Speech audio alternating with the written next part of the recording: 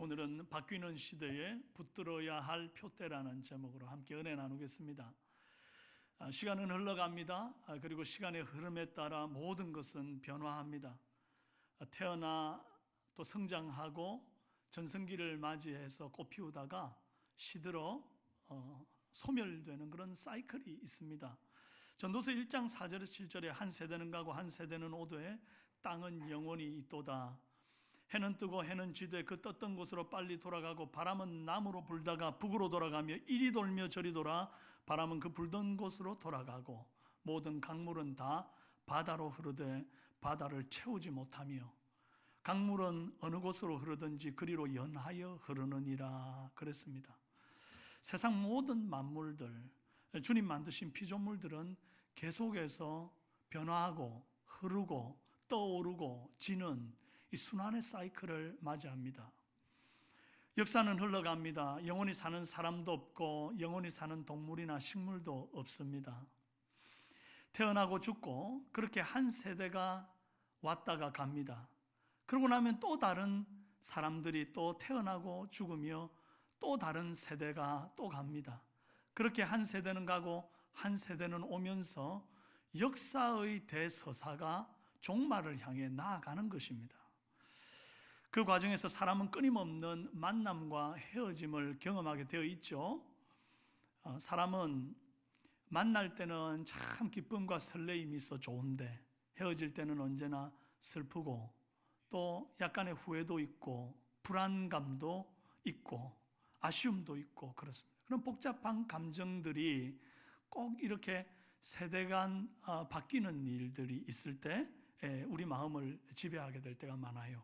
이렇게 익숙하고 의지했던 사람들이 우리를 떠나가고 낯선 사람들이 다가오는 이런 시대의 트랜짓이 있는 이때에 우리는 어떤 마음으로 새 시대를 맞이해야 하는가? 북극의 탐험가 리차드 버드가 하루는 이제 베이스 캠프에서 먼 거리로 산책을 나왔다가 갑자기 눈보라를 만나서 길을 잃어버립니다. 이제 산책을 나왔으니 나침반을 들고 왔을 리도 없죠. 손에 들고 있던 지팡이 하나 있었는데 이 사람이 어떻게 길을 잃어버린 상태에서 베이스 캠프를 찾아갔는지 아십니까? 그 들고 있던 지팡이를 눈밭에 팍 꽂습니다. 그러고는 걸어왔던 길만큼 그 지팡이로부터 동쪽으로 걷기를 시작합니다. 그리고 한참 걸어왔던 만큼을 갔는데 베이스 캠프가 나타나지 않으면 걸어왔던 눈걸음을 이제 눈 발자국이 있으니까 그걸 따라서 다시 쭉 돌아가는 거예요. 그리고 그 지팡이에 꽂혀 있는 지팡이 앞에 도달하면 거기서부터 다시 서쪽 방향으로 쭉 또 걷기를 시작하는 거예요. 그리고 거기에도 없으면 다시 돌아와서 남쪽 방향으로 또 걷는 것입니다. 이런 식으로 해서 자신의 베이스 캠프를 찾았다는 것입니다. 그 지팡이가 이 리차드 버드에게는 변하지 않는 기준이었어요. 여러분, 우리 주위의 모든 것이 다 변할 때 변하지 않는 어떤 표대, 기준을 붙들어야 길을 잃어버리지 않을 수 있다는 거예요. 그러므로 시대가 바뀔 때 우리가 붙들어야 할 표대는 뭔가? 먼저 변하지 않는 하나님이십니다. 한번 읽어볼까요? 네, 그렇습니다. 오늘 말씀에 출애굽을 했지만 가나안 땅에 들어가지를 못하고 40년 동안이나 광야에 머물러 있던 이스라엘 백성들에게 큰 변화의 시대가 도래한 겁니다. 그게 뭔고 하니까 바로 출애굽 1세대 리더였던 모세가 120세의 일기로 죽은 거예요. 소천하게 된 겁니다. 모세 리더십은 이스라엘 백성들에게 있어서 거의 절대적이었습니다. 출애굽 당시 애굽의 10가지 재앙에다가 홍해를 가르는 사건의 중심에 있었던 인물이 바로 이 모세 아닙니까? 피, 개구리, 이, 파리, 악질, 독종, 우박, 메뚜기, 흑암, 장자의 죽음에 이르기까지 모두 다 모세의 지팡이 끝에서 출발한 기적들입니다. 그리고 홍해를 가르는 기적도 있었죠. 그랬던 모세가 죽었습니다. 모세가 죽었을 때 얼마나 큰 민족적 슬픔이 있었던지 그 모든 족속들이 모압 평지에서 30일간이나 애곡하였다 그랬습니다. 그러니까 한마디로 한 달간의 국장을 치렀다 이렇게 보시면 되겠어요. 리더십의 코어였던 모세를 잃은 이스라엘 공동체에 얼마나 부정적인 이런 분위기가 만연했겠습니까? 불안감은 또 얼마나 팽배했겠습니까? 공동체에 사람이 떠나고 환경이 변하면 여러 가지 후유증이 나타납니다. 그 중에서 가장 도드라지게 나타나는 후유증이 뭔가 하니까 친구 따라 강남 간다는 후유증이에요. 여러분, 이제 이 친구 따라 강남 간다는 속담이 북한에서 금지 속담으로 지정되었어요. 여러분 모르실 텐데 왜 그런 거 하니까 친구 따라 강남 간다, 강을 건너 남한으로 간다, 이런 뜻으로 사람들이 사용하기 시작한 거예요. 그래서 탈북민이 발생하면 가족들이 함께 탈북했을 수도 있고 아니면 혼자 탈북했을 수도 있고 친구랑 같이 간 게 아닌데도 저 사람 어디 갔어? 그러면 친구 따라 강남 갔어. 이렇게 탈북 언어로 사람들이 사용했기 때문에 당에서 금지를 시켰다는 거예요. 여러분 분명히 여호수아 시대에도 이런 사람들이 있었을 것입니다. 모세가 워낙 리더십이 탁월하니까 그 뒤를 쫄쫄쫄쫄 따라다니고 정말 모세가 아니면 안 되는 것처럼 그렇게 의지를 했는데 갑자기 모세가 덜컥 죽은 거예요. 그러니 이제 그냥 너무 낙심이 되고 주지 않는 거죠. 이렇게 대단한 리더십 모세도 우리를 가나안 땅으로 약속의 땅으로 들이지를 못했는데 도대체 누가 우리를 인도하겠는가? 이제 우리는 끝났다, 망했다. 그런 어떤 불안감 속에서 낙심하는 사람들이 있었을 것입니다. 그리고 새로운 리더십으로 세워진 여호수아를 인정하지 못하는 거죠. 그리고 모세와 비교하기를 시작합니다. 여호수아, 그는 과연 모세보다 능력이 있는가? 사람의 인품은 어떤가? 덕망은 어떤가? 스펙은 어떤가? 이걸 계속 비교해 보는 것입니다. 일정한 거리를 두고 이리 재고 저리 재고 따지면서 마음을 주지 않는 거죠. 왜요? 불안하니까. 자녀들 학교 생활하는 것도 보면 이런 유의 불안감이 연말연시에 꼭 작용을 합니다. 우리 아이들 잘 알아주고 잘 챙겨주던 그런 선생님하고 이제는 헤어지게 되잖아요. 새로운 선생님을 만날 텐데 과연 이 선생님 우리 애를 얼마나 잘 보살펴 줄까? 얼마나 잘 인도해 줄까? 얼마나 잘 이해해 줄까? 그런 마음이 드니까 꼭 이제 새해 즉 신년 기도 제목을 써낼 때 보면 부모님들은, 자녀들이 있는 부모님들은 대부분 우리 아이가 새 학기에 좋은 선생님 꼭 만나게 해주세요, 좋은 친구들 만나게 해주세요, 이거 빠지지 않는 기도 제목이거든요. 여러분 이 기도는 사실은 꼭 해야 되는 기도죠. 왜냐하니까 만남을 주관하시는 분은 하나님이십니다. 하나님께서 아담에게 하와를 이끌어 오셨다 그래요. 하나님이 데리고 와서 만나게 해주시는 거거든요. 그러니까 우리 그 만남의 기도는 꼭 필요한 기도죠. 그런데 이제 교회 학교도 마찬가지입니다. 교회에서도 학년이 바뀌고 선생님이 바뀌죠. 이제 영아부에서 유치부로, 유치부에서 유년부로, 유년부에서 초등부로, 초등부에서 중고등부, 중고등부에서 청년부로. 오늘 안 그래도 일부 예배 때 이제 그 주일학교 수료식을 하는데 그 대표들이 다 와가지고 꼬맹이부터 이 중고등부 학생까지 이렇게 수료를 했습니다. 이렇게 이제 수료를 하고 학년이 바뀌는 아이들은 더 큰 환경의 변화를 경험하게 되죠. 주위 사람들이 다 바뀌는 거예요. 초등학교 6학년 초등부에서는 왕고참 아닙니까? 막 자기가 형님이라 목에 힘주고 다니다가 갑자기 중고등부 딱 들어가는 순간 막내가 돼가지고 귀염 뜨는 거예요. 이게 완전 달라지는 거거든요. 교육자도 이전 교육자가 가고 또 새 교육자가 왔죠. 또 선생님들도 다 바뀌는 거죠. 주위에 선배들이 막 생기는 거죠. 여러분 어른들은 다른가요? 전도회 역시 마찬가지입니다. 청장년 면료회에 계시던 분들이 이제 6여전도로 올라가는 분이 있고 3남전도로 올라가는 분들이 있어요. 벌써 마음이 과연 내가 어떤 분들을 만날까? 나는 과연 잘 적응할 수 있을까? 그런 불안감이 있는 시기란 말이죠. 그리고 어쨌든 그 공동체에서 기관 총회를 통해서 세워진 새로운 리더가 있고 그 리더십에게 또 적응하는 부분이 있을 것입니다. 여러분 저는 지금 모세는 죽었고 이제 새로 여호수아가 세워졌으니 잔말 말고 여호수아 리더십에 들어와서 순종해라 그 말을 하고 싶은 게 아닙니다. 이전 추억은 이제 더 이상 사로잡혀 있지 말고 앞만 보고 나아가라 그렇게 구호를 외치고 싶은 것도 아닙니다. 저는 여러분이 영원토록 여러분과 함께 있어주지 못하고 변해버릴 수밖에 없는 사람에게 너무 마음 두지 말고 의지하지 말라는 말씀을 드리고 싶은 것입니다. 한 세대는 가고 한 세대는 오는 것이고, 사는 날 동안 반복적으로 사람들은 계속 우리 앞에 왔다 가고 왔다 가기를 반복합니다. 만나고 헤어짐이 반복될 거예요. 여러분, 모세가 120살에 모압 평지에서 죽고 여호수아가 그 리더십을 이어받을 때 여호수아 나이가 몇 살인지 아십니까? 93세였습니다. 그러면 93세 때 모세 대신에 리더가 되어가지고 이스라엘을 이끈 지 몇 년 만에 여호수아가 죽었게요?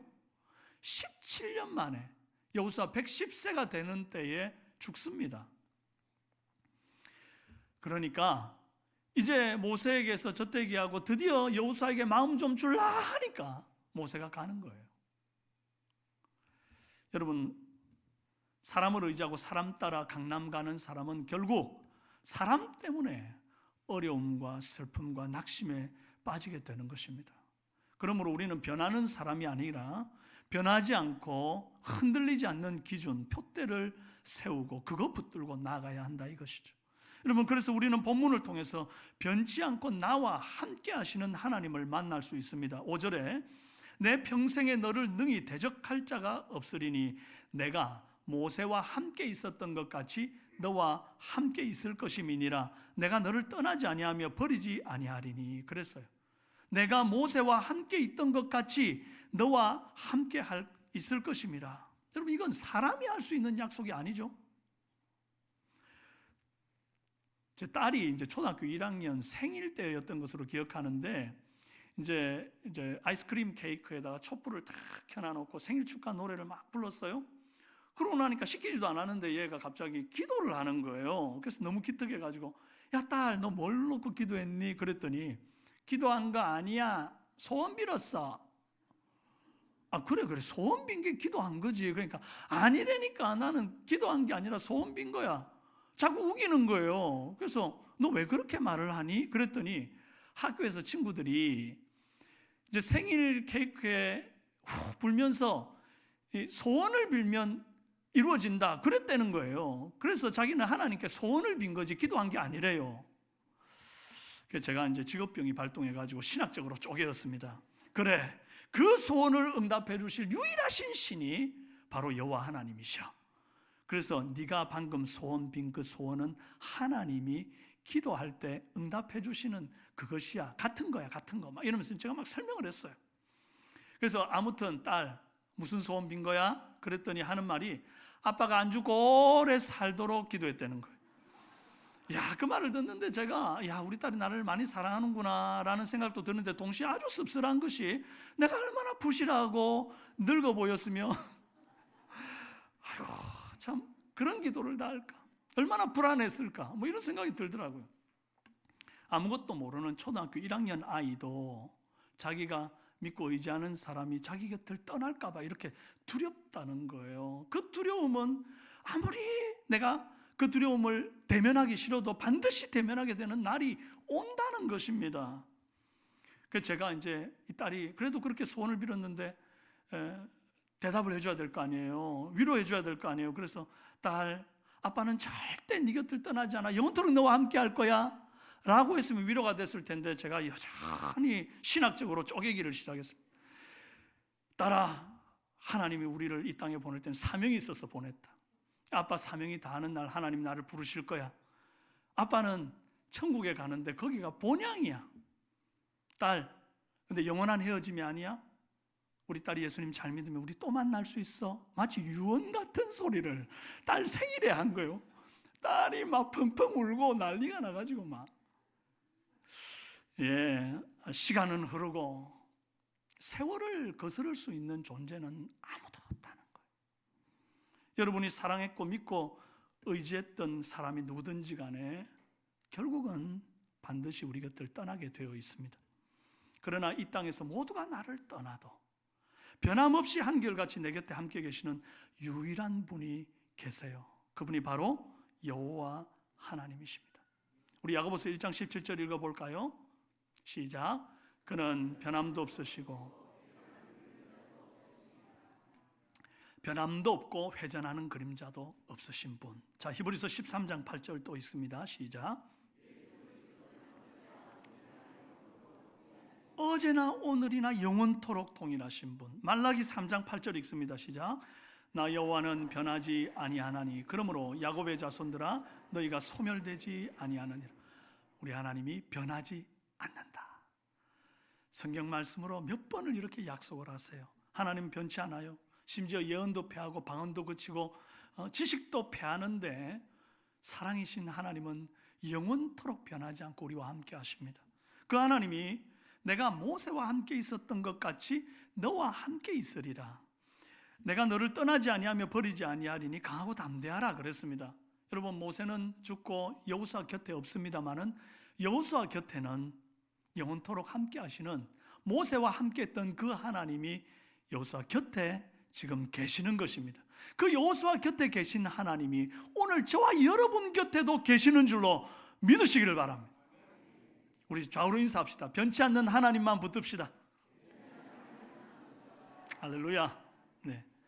여러분, 시대가 바뀔 때 우리가 붙들어야 할 또 다른 표대는 바로 변하지 않는 약속을 붙드는 약속의 말씀입니다. 자막 좀 주세요. 자, 변하지 않는 약속의 말씀 읽어볼까요? 자, 약속의 말씀이 그러면 어떻게 변하지 않는지, 어떻게 계속해서 대를 이어 우리에게 같은 변하지 않는 말씀이 전해지는지를 한번 살펴봐요. 오늘 우리 본문에 여호수아에게 주신 말씀 3절에 보면 너희 발바닥으로 밟는 곳은 모두 내가 너희에게 주었노니, 여러분 왼쪽에 보이는 내용이죠. 곧 광야와 이 레바논에서부터 큰 강 곧 유브라데 강까지 해쪽 속과 온 땅과 또 해지는 쪽 대해, 이 대해가 서해입니다. 그러니까 너희의 영토가 되리라. 내 평생에 너를 능히 대적할 자 없으리니 그랬어요. 이 말씀은 여호수아에게 주신 말씀입니다. 그렇다면 이제 모세에게 말씀한 바와 같이 여호수아에게 말했거든요. 모세에게 정말 그렇게 말씀했는가 한번 살펴봐요. 신명기 11장 23절에서 24절, 여러분 오른편에 보이는 내용입니다. 너희의 발바닥으로 밟는 곳을 함께 읽어요. 시작. 너희의 발바닥으로 밟는 곳은 다 너희의 소유가 되리니 너희의 경계는 곧 광야에서부터 레바논까지와 유브라데 강에서부터 서해까지라. 너희의 하나님 여호와께서 너희에게 말씀하신 대로 너희가 밟는 모든 땅 사람들에게 너희를 두려워하고 무서워하게 하시리니 너희를 능히 당할 사람이 없으리라. 아멘. 여러분, 방금 우리가 읽었던 이 내용에 빨간 글로 써놓은 내용을 한번 보십시오. 네가 발바닥으로 밟는 모든 땅을 내게 주었는데 광야와 레바논과 유브라데와 대해, 이건 이제 팔레스타인에서 바라볼 때 서쪽 바다를 말해서 서해라고 그래요. 우리나라 서해 아닙니다. 자, 이렇게 광야, 레바논, 유브라데, 서해, 이게 이제 너희 영토가 되리라. 너희를 능히 대적할 자 없으리라. 이렇게 말했는데 신명기에도 똑같은 말씀, 광야, 레바논, 유브라데, 서해까지 모세에게 주셨던 말씀 동일한. 그리고 발로 밟는 땅 네 소유가 되겠다. 너희를 능히 당할 사람이 없겠다. 이렇게 말씀했죠. 또 오늘 본문 5절 6절에서도 여호수아에게 이런 얘기도 합니다. 내가 너를 떠나지 아니하며 버리지 아니하리니 강하고 담대하라. 모세에게도 이런 말씀을 했었어요. 신명기 31장 6절입니다. 또 오른쪽에 보이시죠? 함께 읽습니다. 시작. 너희는 강하고 담대하라. 두려워하지 말라. 그들 앞에서 떨지 말라. 이는 네 하나님 여호와가 그가 너와 함께 가시며 결코 너를 떠나지 아니하시며 버리지 아니하실 것입니다. 보세요. 내가 너를 떠나지 아니하며 버리지 않겠다. 강하고 담대해라. 모세에게 주셨던 말씀이 여호수아에게 그대로 전달되고 있는 것이에요. 여러분, 사람은 화장실 갈 때 마음 다르고 나올 때 마음 다릅니다. 그런데 하나님은 절대로 그 하신 말씀을 변개하지 않으시는 분이에요. 저버리는 일이 없습니다. 히브리서 6장 17절에서 18절, 하나님은 약속을 기업으로 받은 자들에게 그 뜻이 변하지 아니함을 충분히 나타내시려고 그 일을 맹세로 보증하셨나니 이는 하나님이 거짓말을 하실 수 없는 이 두 가지 변하지 못할 사실로 말미암아 그랬습니다. 두 가지 변개치 못하는 것이 있는데 뭔가 하니까 하나님 그 뜻이 변하지 않는다. 그리고 거짓말하지 못한다는 그 사실이 변하지 않는다. 두 가지가 변하지 않는다. 여러분, 하나님은 상황에 따라 형편에 따라 말 바꾸시는 변덕스러운 분이 아닙니다. 감정에 따라, 기분에 따라 호떡 뒤집듯이 뒤집는 분이 아니세요.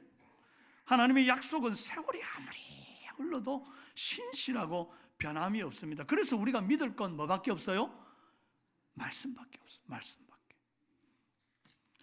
세상 지식은 다 변합니다. 여러분, 달걀 노른자 콜레스테롤을 높여가지고 동맥경화를 일으키기 때문에 삶은 달걀 먹을 때 노른자 빼고 드신 분들 많이 계시죠?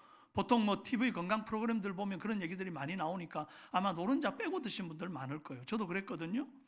그런데 최근에 다시 밝혀지기로 콜레스테롤이 두 종류가 있는데, 좋은 콜레스테롤 HDL과 나쁜 콜레스테롤 LDL이라는 게 있는데, 이 좋은 달걀 노른자에 있는 콜레스테롤은 좋은 콜레스테롤 HDL이라는 겁니다. 그래서 실제로 10년 동안이나 매일 하루에 두세 알씩 달걀을 꼬박꼬박 먹은 사람 10년 뒤에 건강을 딱 체크해 봤더니 콜레스테롤 수치에 전혀 변함이 없이 건강하더라는 거예요.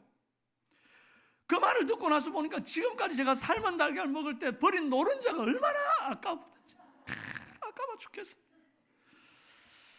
커피도 그래요. 콜레스테롤 수치를 높이고 고혈압과 심장병, 소화불량, 불면증 일으킨다고 그래가지고 그거 자제해야 된다는 그런 학술 내용들이 얼마나 많았습니까? 그래서 정말 많이 먹고 싶은데도 한 잔만 딱 먹고 참기도 하고, 어떤 사람은 그것마저도 끊은 사람이 얼마나 많아요?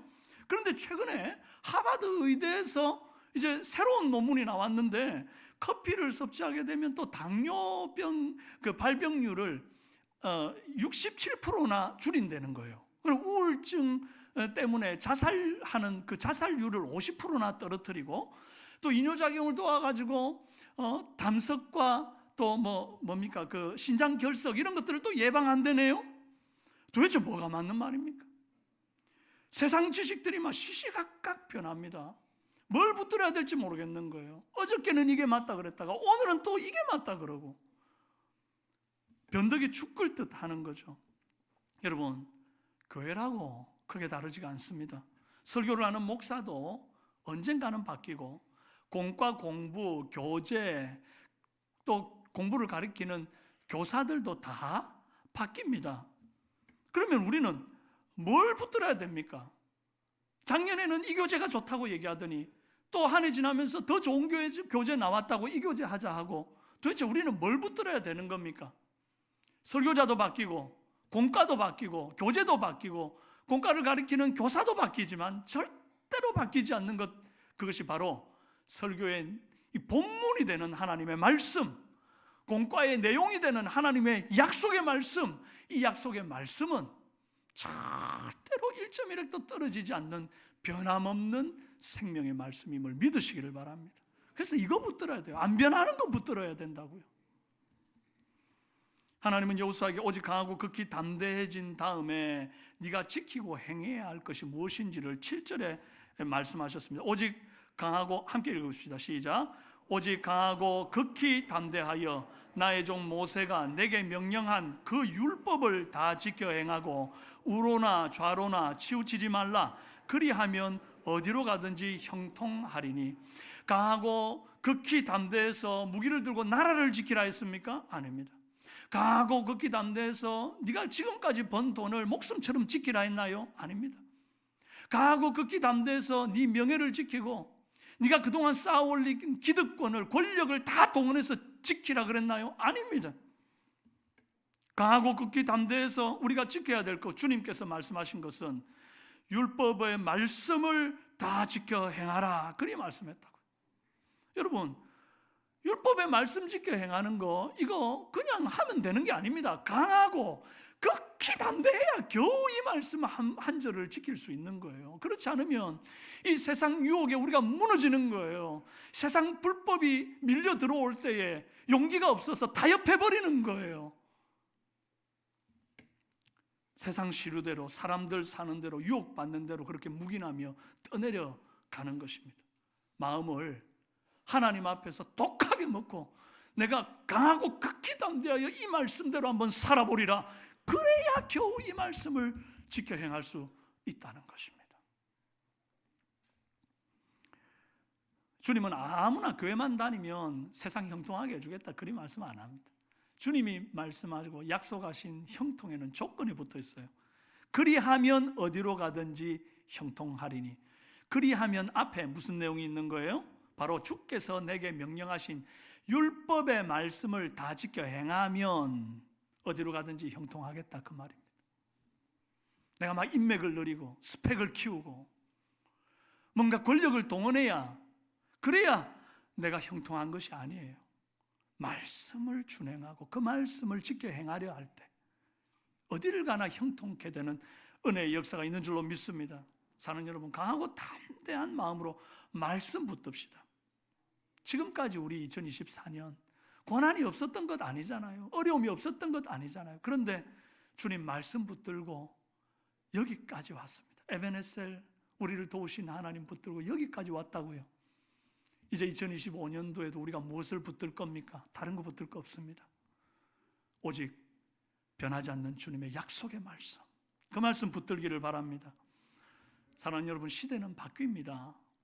한 세대는 가고 한 세대는 옵니다. 누군가는 떠나고 새로운 만남은 시작되고, 그렇게 변화의 시대는 파도처럼 계속해서 우리 삶에 밀려왔다가 사라지기를 반복할 것입니다. 그럴 때 매번 사람 의지했다가 상처받는 어리석은 인생 되지 맙시다. 사람의 말을 붙들었다가 낙심하는 바보 같은 인생 되지 맙시다. 오직 변함도 없으시고 회전하는 그림자도 없으신 우리 하나님 붙드시기를 바랍니다. 아브라함의 하나님, 이삭의 하나님, 야곱의 하나님, 모세의 하나님이셨고 여호수아의 하나님이었던 그 하나님이 오늘 나의 하나님 되사 나와 함께 하시는 줄로 믿습니다.